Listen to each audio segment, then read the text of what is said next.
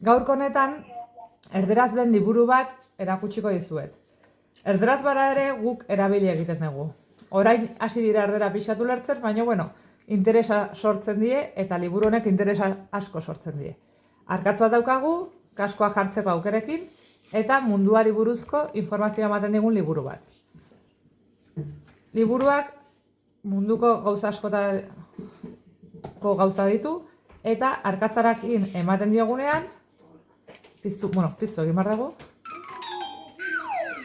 Itzali egin da. Piztu egin da orain.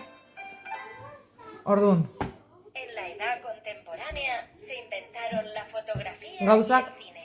Gauzen azalpenak ematen dizkigu.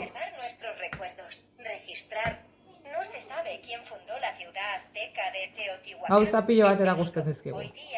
Eta galderak egiteko aukera dago. Galderari emanez gero, galderak egin eta guk erantzuna eman beharko genuke. Ez du besterik. Baina aurrei asko gustatzen zaie. Beraz, guk hau ere kotxean eramaten dugu. Hurren arte. Jolastu, probatu eta gozatu.